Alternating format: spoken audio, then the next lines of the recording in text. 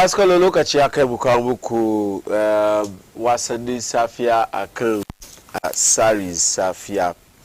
Labarai da dama yau suka fito a kan fannin siyasa. GFA tana duban filayen wasa da za a yi amfani da shi ahead of this season, the GPL.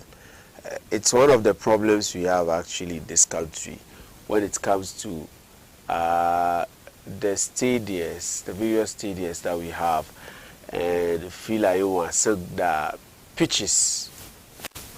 It is problematic. So yayin da muke jira da huskanci wannan sabuwar kakar wasan, that's this month, the GFA sun fara tantancewa ya so a gano wani iri filin wasa za a yi da shi, wani iri filin wasa ne ba iya a yi amfani da shi. Jiya ma a kan da shiri mun bar masu kallo su gane cewa wasan Black Stars da za su buga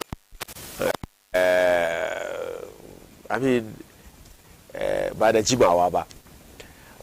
There's an issue when it comes to inda za su buga wasan, because Baba Yara Stadium is in a terrible condition.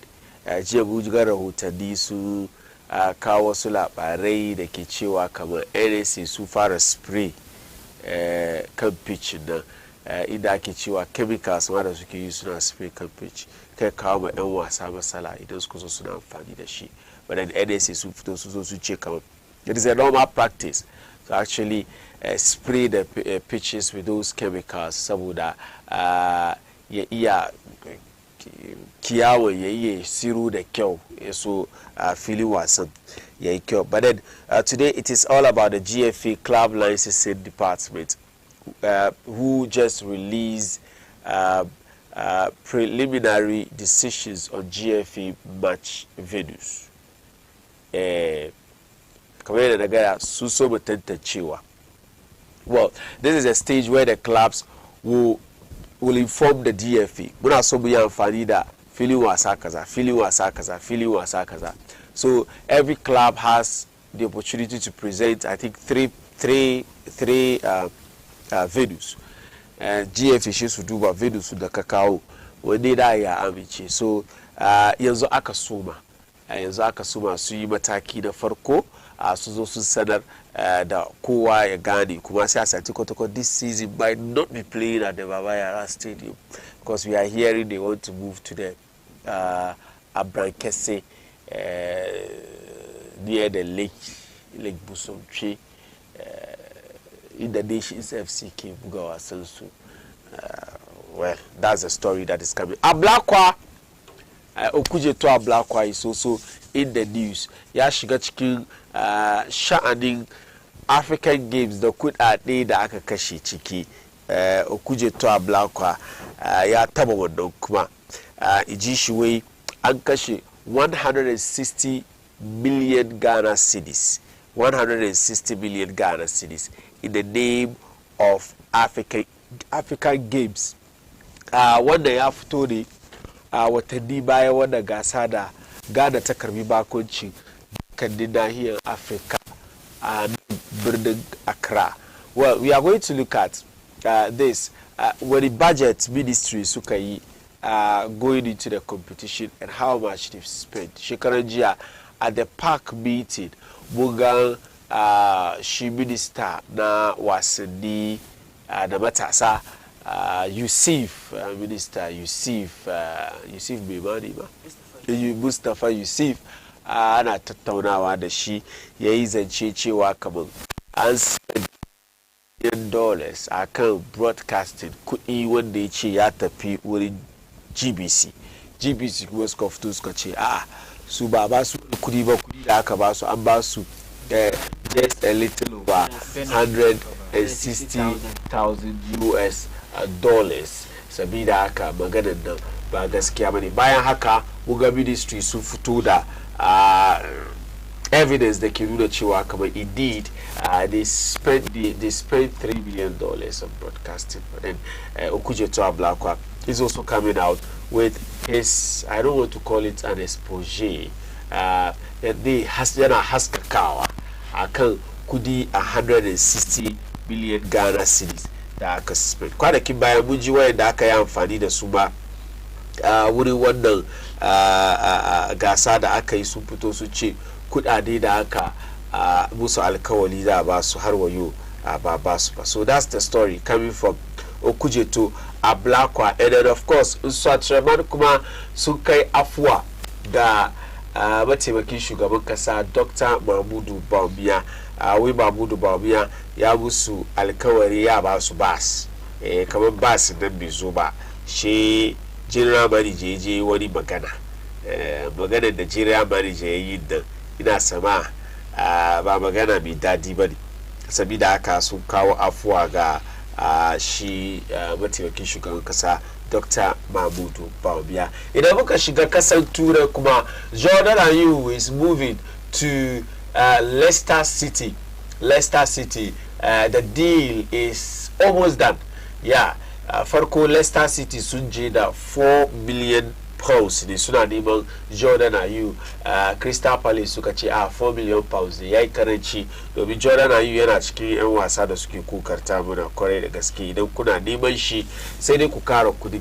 Yanzu dai Leicester City sun kara kudi ya kai 8 million pounds. 8 million pounds nan kai wannan Crystal Palace suka saya suka ce mun saki shi ya ci gaba da sana'ansa kungiyar wasan kullum Crystal Palace. Na magana gani Leicester City din da Crystal Palace sun amince cewa kamar shi dan wasa Jordan Ayew dan wato shahararre Abedi Pele kadin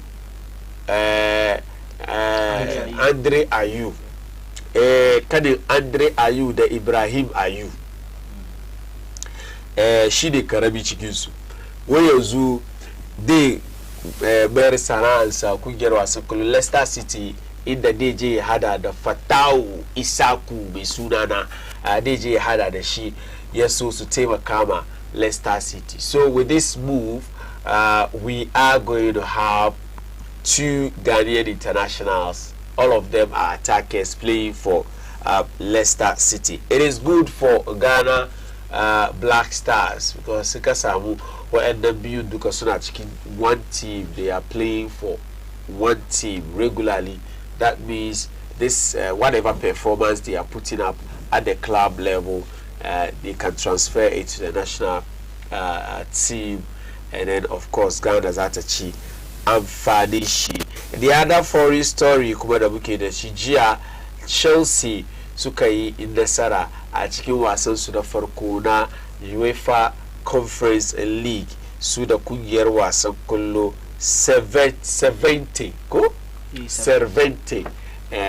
So that's their first outing in the Europa Conference League, inda Chelsea suka yi nasara ci biyu da babu. Calvin Louis kuma labarai da ke shigowa da shi ne shi wannan dan wasa na wato kungiyar wasan kullum Everton, and she way any offer of a certain level would have to be looked at for Dominic Calvert-Lewin. Well, despite those sales, however, Dice said the club may have to listen to offers for striker Calvert-Lewin. Kungiyoyi da dama na neman shi wannan a striker. Previously we heard that Chelsea was interested in him. We also heard that Tottenham Hotspurs were interested in him, but Tottenham Hotspurs just signed she wannan Soho academy player now Chelsea they ke buga ma Bournemouth. I've forgotten his name. Dominic Solanke. Even their game against Leicester City, ya buga wannan wasa. So now I don't know, is it going to be Chelsea or Arsenal? Because Arsenal kuma suna neman striker. Chelsea they will sell attention suna kan the Nigeria international Victor Osimhen. Daidai wannan lokaci wanda suka zo suka hada da cikin studio kamar yadda muka saba yi, Sule Audu da kuma Abdul Manan Mukhtar. Ba da bata lokaci ba za mu shiga cikin waɗannan stories. First of all, ina so mu fara da GFA Club Licensing Authority.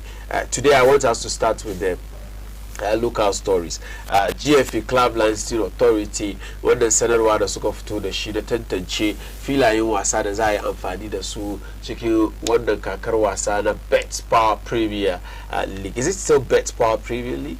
No, Bet. So be the title sponsor this time around. So we call it Ghana Premier League. Bet Power Sumbudu. 1 year kadi. Regular. Yanda aka saba yi. Sumbudu. 1 year. Yanda aka saba yi. 1 year.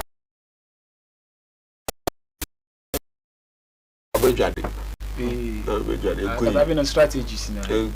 Yeah, some big. Ghana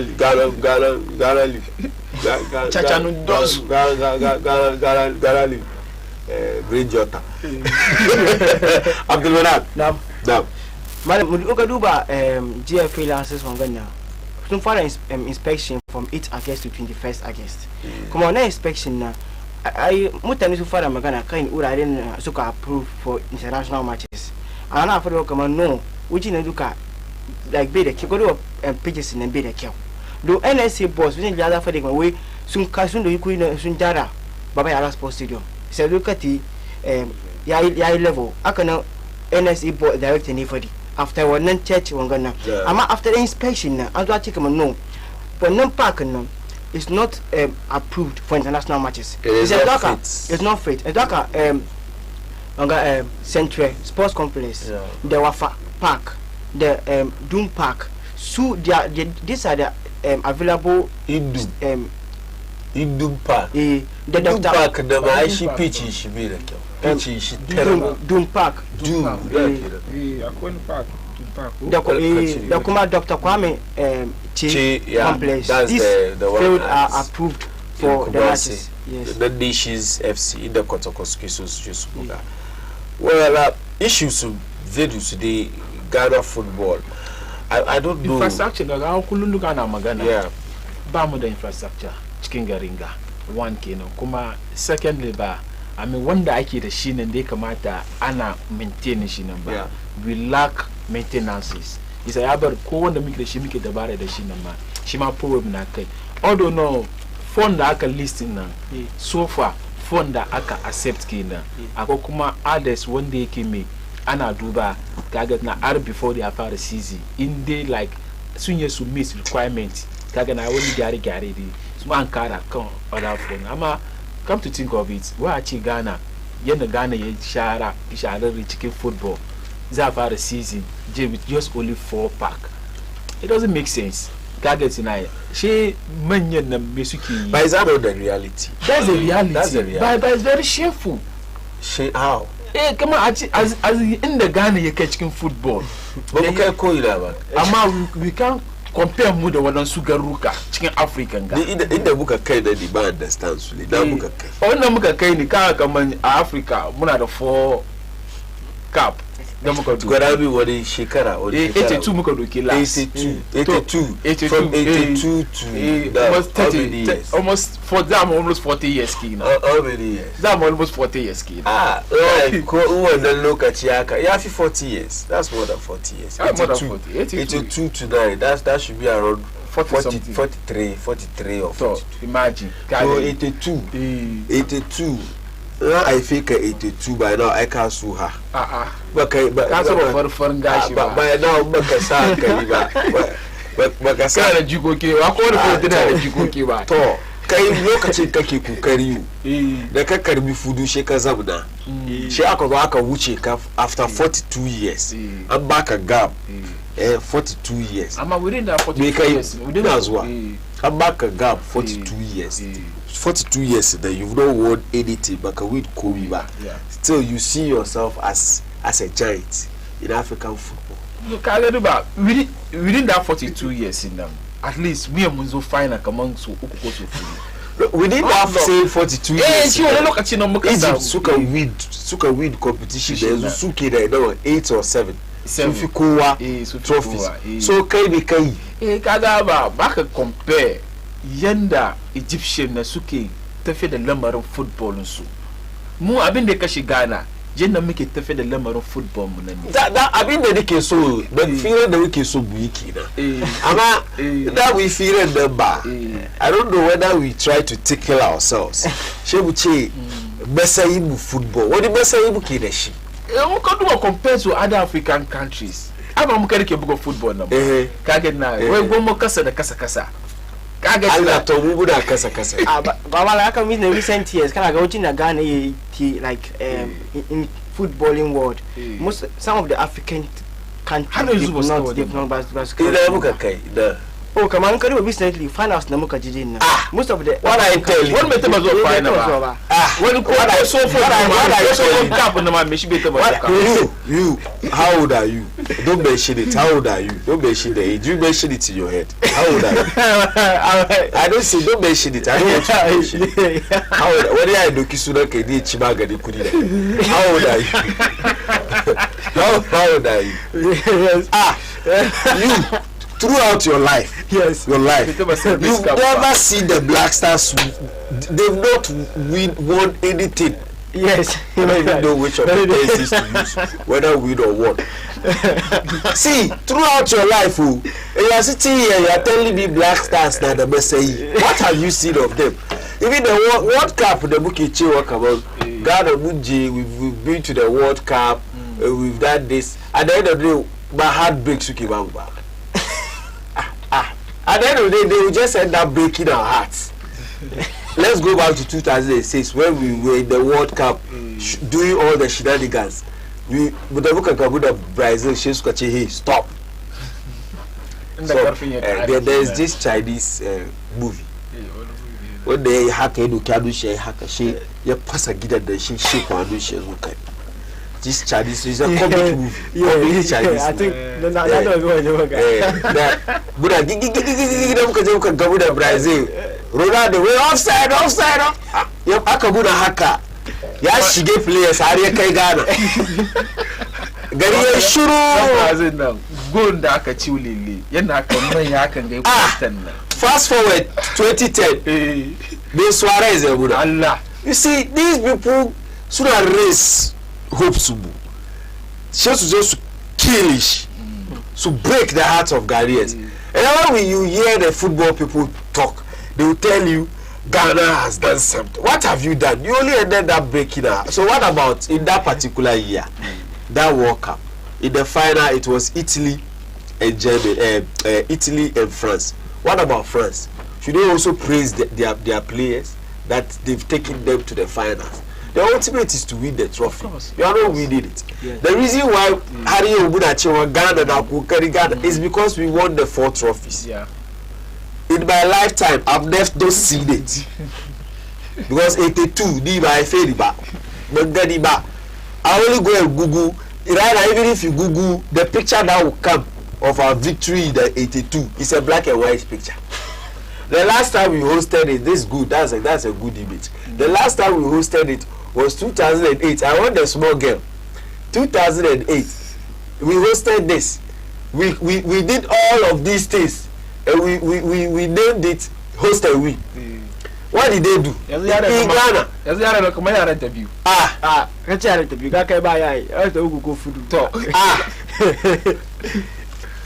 interview. Yada de no. Where Kuala But there's Kuala. Where Kuala. Young penny Kuala. Why? There's some more. Where Kuala. Why? So the point you are making here is that Babu Messay the day. Baba Nimbu the lokaci 82 suka gani da they can talk about that. Babu dai I think kuma gashi na ya bar in ka zo cikin Africa duka ana muna siya da shi. Ana sana ana muna siya da shi because ana kaman aba it's been so long. Kuma at least that kai abin ka da kyau. Yeah, wannan dai I mean you are talking about Egypt. Look at how they are running their football. It's not as if these countries are richer than Ghana because football or Kudiaki. Yeah. But when the Kasashe career, the likes of Tanzania, now we are seeing exodus of Ghanaian players. So now move to Tanzania, so now move to Kenya, so now move to Ethiopia, so now move to Rwanda. But when some figure of Kudimani, never. Far from that. They have proper systems, structures, They strive to fight against corruption in football because in corruption that's in football even the most developed countries, the moment corruption sets in, then affect football also. The reason why Italian football, yes, yeah, at first it was not the EPA. Exactly. Farko gara bidan league daki ido mutani ke bi. It was the Italian league. Yeah. Because situation, circumstances, let me use the word conditions in that. Yabari yo EPL. Kowa ke bi. Ko ana gani shi kamar kowa na bi ne dobi. EPL kawai top 10 clubs on the league table. So that a huge following. Kuma an san su koyina. Let me even limit it to the top 6. Now you talk about Tottenham, Chelsea, Arsenal, Liverpool, Man City, Man United. These clubs so that a huge following outside England. Now you have Newcastle coming through, you have West Ham, you have Aston Villa coming through. Aston Villa traditionally team made us because they have I think they won the Champions League before, the old champions, they won it before. So I've been never league in Sudan aki big, you know. For Kokaje Italy, Juventus, Lazio, AS Roma, AC Milan, Inter Milan. Is it loud enough? Wanda ga suka bar lokacin da ake bi Italian Serie A. But when the Calciopoli came in, Calciopoli wanda aka bar ya bar aka relegate Juventus to Serie B. Da yazo aka sanction mutane. Ba wai ba yi bo ana yi koyi na. Ba su kasashen turai da yazo ana magani shi. Now even Italy, they also came magani. It affected their league. A time came in the Champions League. It was actually difficult for an Italian team to even get to the round 16. Yes.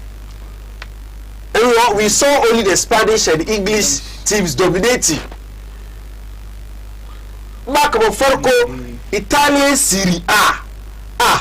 AC Milan, Inter Milan, Subuga final. The next season, Kaga Juventus and another team, just like we are seeing it today with the English and Spanish teams.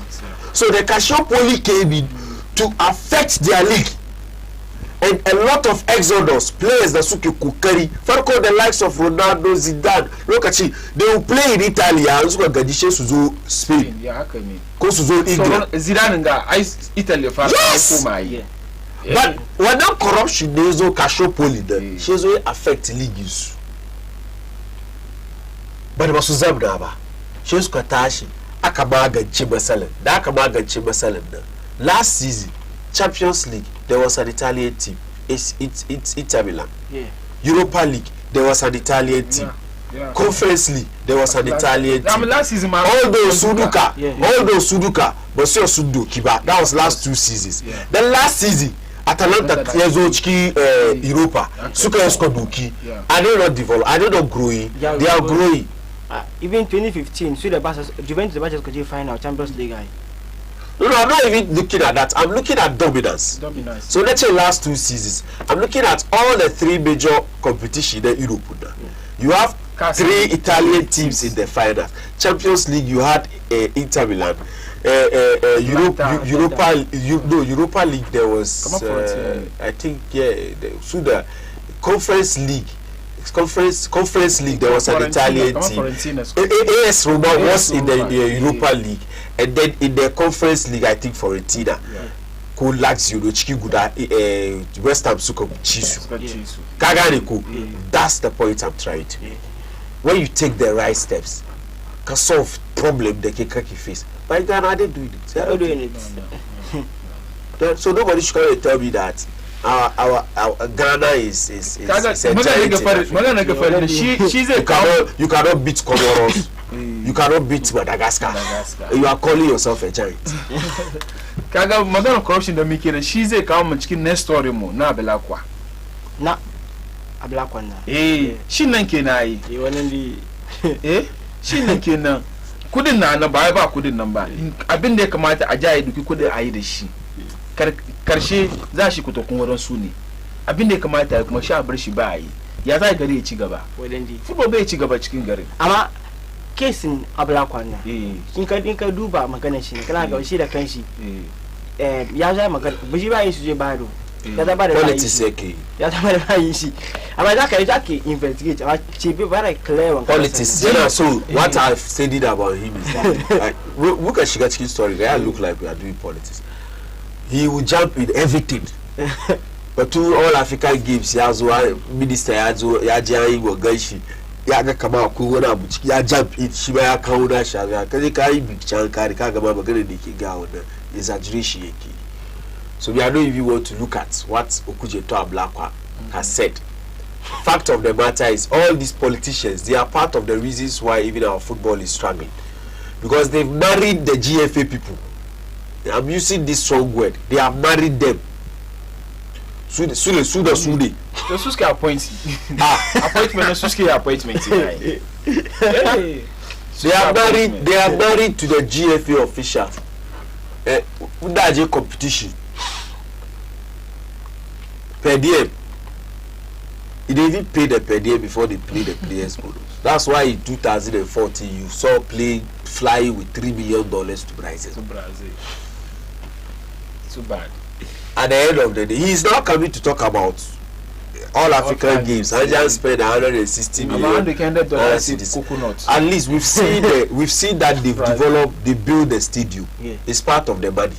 We've seen the Boteman stadium. It's part of the money. What do they have to show? That facility was there since 2008. Jesus, so some of these days when we enter, that's why I said when we enter it will sound like Bushigachiki funding politics. He should just concentrate on his politics, because soon as Chiki come on Ghana football, yes, they're kind of. I get a Isipo. Today we are talking about stadiums. Isipo Daka Gina. One of the reasons why Isipo Lala Chi is because he Okujeto Ablakwa, when his government came to power throughout the 8 years from 2009 to 2012, they didn't even touch. They did nothing, not even sweeping at the stadium. Not only that, Esipo, Tamale, Kumasi, Accra. So just imagine, tagging the stadium, 8 years. But maintenance work Uriba. What will happen to the facility? It destroyed. So the state of Esipo today is because his government neglected it. But you Kobe Uriba. At least what you get on Sukozo, we've seen some commitment. Yeah. Accra Sports Stadium, Muga so renovate. Yeah. So renovate now Kumasi Shekaraji Agano. No Esipo Dama so na yi bet. Snail yai come snail pace. To whole Wanga youth center no. And they are building youth resource centers everywhere. Sports infrastructure, you can't take it away. You can criticize this government for all you want, but you cannot take sports infrastructure. But there's one day. So if I were him, I would not even enter this argument, because when you enter, people would tell you your face that what did your government do to help sports in this country? You did nothing, absolutely nothing. The only thing I can talk about under your government is the Buko boxing arena. Cape Coast, Mofa. Cape Coast, we'll say. But the under government is no, I'm talking about his government. Hey, she never politics. Maybe if you talk about Cape Coast and Buko boxing arena, Cape Coast no ba maintain it, maybe Lalachiwa. In 8 years, if they don't do maintenance there, we are talking about the state of the state. Yeah. So much maintenance 8 years. Why Lalachiwa? And then the Jordan are you? We jump into a tremendous story. Jordan are you? Jordan are you under Sabon coaches in Olivia Gardner. They some match playing time. Come on, they Christian Patrick Vieira. You come coach this Uduka. Yasan in the day use player. Yeah. Tagani. Recently, okay, Yasan in the day use player. A man can do a case in Jordan are you now. The two the time Olivia Gardner is now. They have in as a substitute. She made a playing time. It's at my two say are you 2018 from last season going. Say are you let's assume buying she ya did it from last season. So now they must say she may now say with so but then now say some playing time. Is that soon cow 4 million you know cow now. Crystal Palace I reject. She a cow another 4 million 8 million. You initially payment is not like cash by 8 million money. 5 million. 5 million. The add 3 million add-ons. It's 8 million. 8 million. Yeah. Initially it wasn't 8. So look at we come on we come on 14. Ama she may not push move then I say wuchi. So she must not know what they wuchi now. So it's correct. Because then again I say yes I'm yet I come and chess I'm playing time. Yes. But the problem with Jordan and you, he has not yet discovered himself, even at his age. Yes.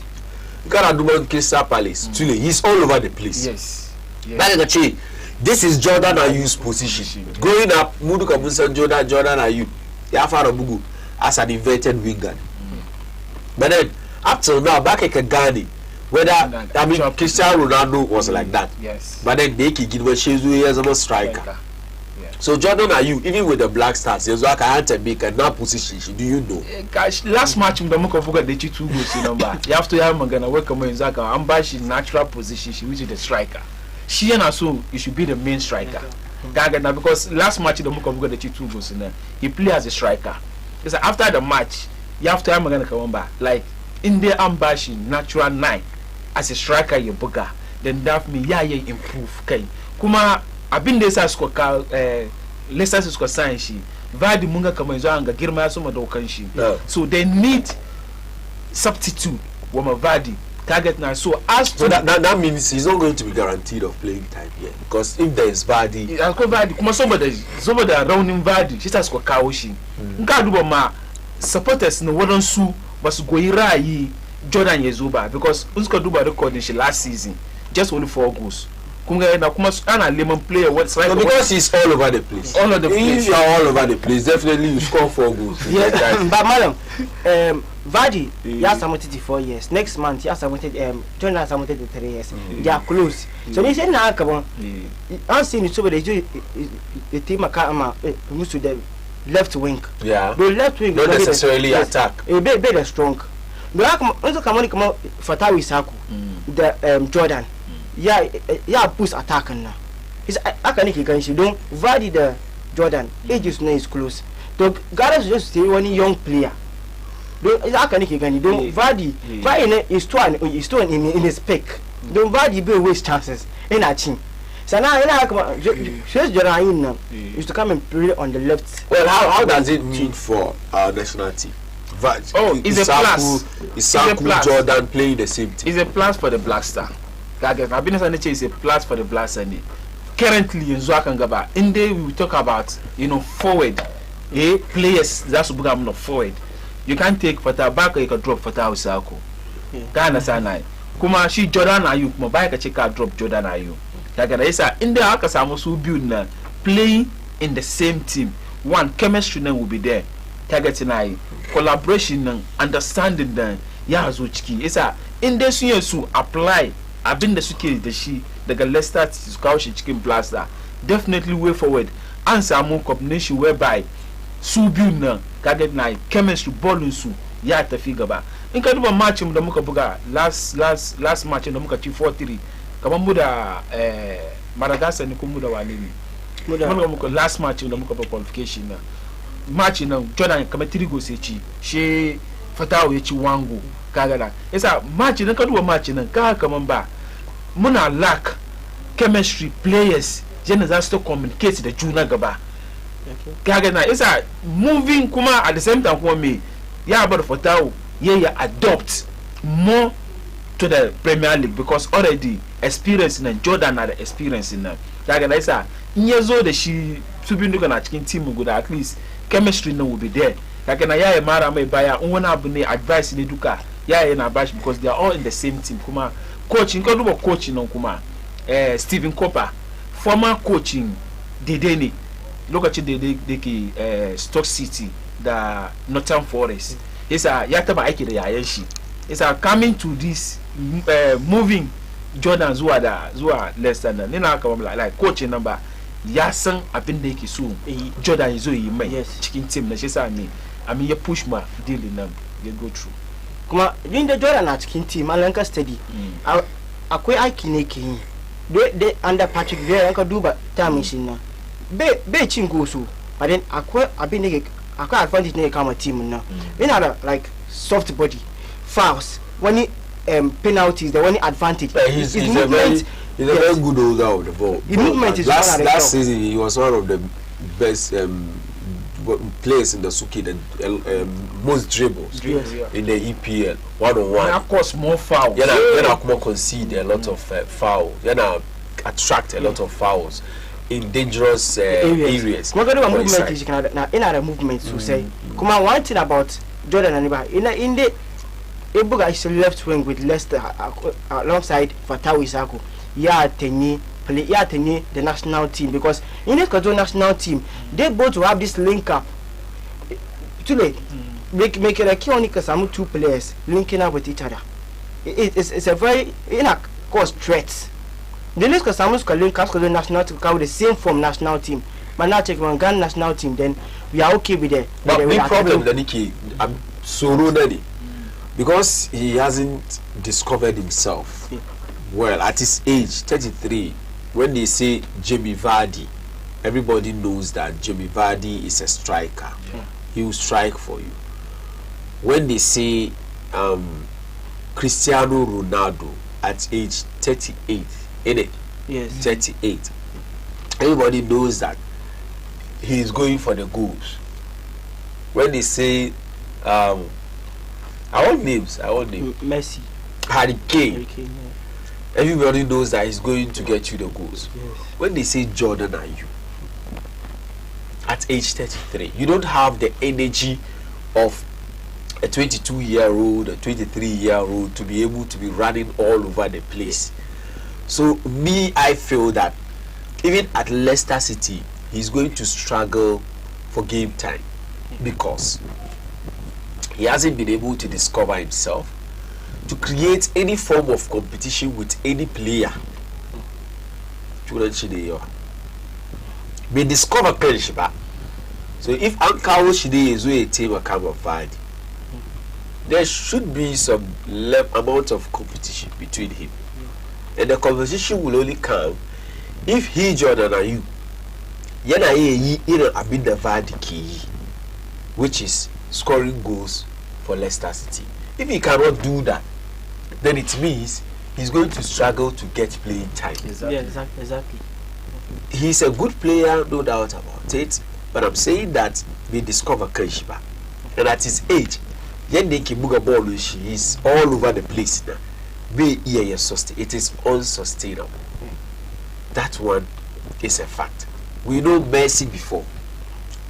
He was all over the place. Usually, Anna is somewhere like Anna Bashi free roll. Then I'll be about mostly number 10. But these days, when you watch Messi, sometimes he's virtually walking on the pitch. But anytime you give him the ball, he's either creating an opportunity or he's scoring a goal. So what does who is Jordan are you? Yeah. But madam, recently Chelsea bought Kylian Dewsbury-Hall from Leicester City. Dewsbury-Hall is the number 10 for Leicester City. So if Jordan are you, they book a left wing now. Then maybe I Sashi number a place because the two Dewsbury is Chelsea, but when you replacing she. So maybe I replace into that position. Well, on that note, I think we have to continue this conversation tomorrow on Chibia Wasannin. Chibia Wasannin. Gubemu Munchigabada. What the Tatawa can Chibia Wasannin, the Cafe Kuba, the Rabi, the Safi, a Sabar. Muna Soma, the Tunku, Karfi Goma, a Goganabuku, Wasannin, Canada, Kamubuga, Karfi Goma, the Rabi, Dede. Shebu Zamna ni Sule Audu da Abdul Manan Mukhtar inda za mu gawa ta muku da wato tattaunawa ne da batutuwa na wasanni da aka yi makon nan tun baki daya. Babu wani station television da ake yin haka cikin yaren Hausa shi Baina TV. To yau shirin ma ya soma ne da sarkin zango bash Khadija Kubra Kailani ta taimaka mai suka kawo muku newspaper review. Bayan haka ni kuma malam fari na shigo tare da tawaga na wasanni Sule da Abdul Manar Muktar idan muka gabatar muku da wasannin safiya. Daidai wannan lokaci za mu tashi mu buga muku suratul Khaf. After that Aisha Sakibu ta zo ta zamna a kan wannan kujera mai martaba ta kawo muku understanding Islam, fahimtar addinin musulunci. Sunana Malam Fari.